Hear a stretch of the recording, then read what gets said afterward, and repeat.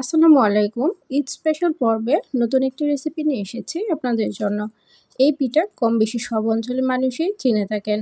গ্রামে রমজান শুরু হওয়ার সাথে সাথেই এই পিঠা বানানো হয়। আর আমাদের এলাকায় এই পিঠা ঈদ কিংবা বিয়ের অনুষ্ঠানে এই পিঠা ছাড়া চলেই না। তাই আজকে আপনাদের জন্য এই নকশি পিঠা করে দেখাবো। যদি ভিডিওটি ভালো লাগে অবশ্যই লাইক দিয়ে দেখা শুরু করবেন। একটি প্যানে দিয়ে দিব 1.5 কাপের মতো চালের গুঁড়ো। তাতে দিয়ে দিব সামান্য পরিমাণ লবণ, দিয়ে একটি ঢাকনা দিয়ে দিব। পানিটা যখন ফুটে উঠবে তার মধ্যে দিয়ে দিব 1.5 কাপ পরিমাণ চালের গুঁড়ো। আমি এখানে শুকনো চালের গুঁড়ো দিয়েছি। চালের গুঁড়োটা দিয়ে সামান্য একটু নাড়াচাড়া করে চুলাটা বন্ধ করে দিব এবং 15 মিনিট পর্যন্ত দমে রেখে দিব। 15 মিনিট পর ডোটা হাত দিয়ে ভালো করে মাখিয়ে নেব। এটা কিন্তু ভালো করে মাখাতে হবে, নয়তো কিন্তু পিঠা সুন্দর হবে না। আপনি যত বেশি মাখাবেন তত বেশি পিঠা সুন্দর হবে। ছোট ছোট লেচি কেটে নিয়েছি এবং একটি ছোট সাইজের রুটি বানিয়ে নিয়েছি। এই পিঠাটা কিন্তু বড় করে বানানো যায়, আমি ছোট করে আজকে দেখাচ্ছি। আমি একটি কোটা ক্যাপ নিয়ে নিয়েছি, বড় সাইজে করে দিয়ে তারপর আবার একটি ছোট ক্যাপ দিয়ে আরেকটি দাগ দিয়েছি। এখন আমি টুথপিক দিয়ে ডিজাইন করে নিয়েছি।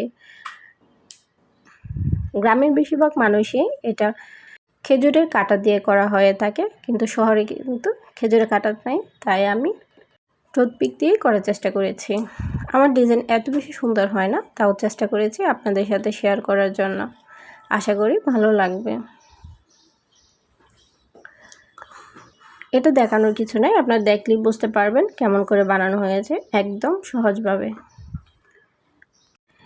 নকশি পিঠা কিন্তু অনেক ডিজাইন হয়ে থাকে, কিন্তু আমি আজকে আপনাদের সাথে সহজভাবে কিছু নকশি পিঠা করে দেখাবো।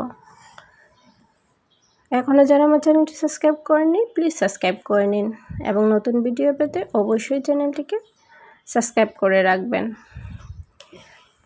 আমি একটি ছোটো টিন নিয়েছি, এটা দিয়ে সাইডগুলো কেটে নিচ্ছি। আপনাদের প্রথমবার নাও হতে পারে, কিন্তু আস্তে আস্তে যখন করতে থাকবেন তখন দেখবেন যে এমনিতেই হয়ে যাচ্ছে। এভাবে করে আমি 4-5টা কেটে নিচ্ছি। তো পিঠাটা কেমন হয়েছে অবশ্য কমেন্ট করে জানাবেন। এখন আরেকটি পিঠা বানিয়ে নিচ্ছি। এভাবে করে আমি সবগুলো পিঠা বানিয়ে নেব। এতগুলো পিঠা বানানো দেখালে অনেক লম্বা হয়ে যাবে ভিডিওটি, তাই শর্টকাট করে দেখাচ্ছি। এখন একটি প্যানে দিয়ে দিব পরিমাণ মতো তেল। এটা অবশ্য ডুবো তেলে ভাজার চেষ্টা করবেন, তাহলে খেতে অনেক বেশি টেস্টি হয়। আর এই পিঠাটা ডুবো তেলেই ভাজতে হয়।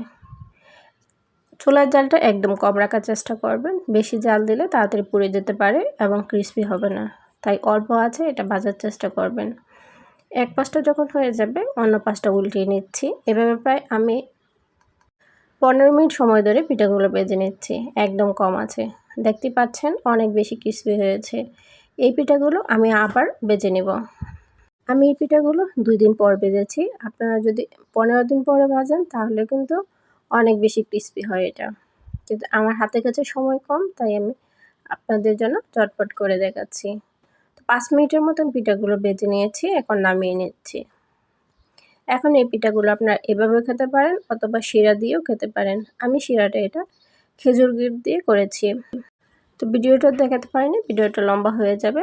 শিরাটা আপনারা সবাই করতে পারেন। এটা কিন্তু সাদা চিনি দিয়েও করা যায়, কিন্তু গুড় দিয়ে করলে এটা টেস্ট আরও দ্বিগুণ হয়ে যায়। আশা করি ভিডিওটি ভালো লেগেছে। যদি ভিডিওটি ভালো লাগে অবশ্যই লাইক, কমেন্ট এবং শেয়ার করতে বলবেন না। আমি একটি পিঠা ভেঙে দেখাচ্ছি যে কতটুকু মচমচে হয়েছে। নতুন আরেকটি রেসিপি দেখার আমন্ত্রণ রইল।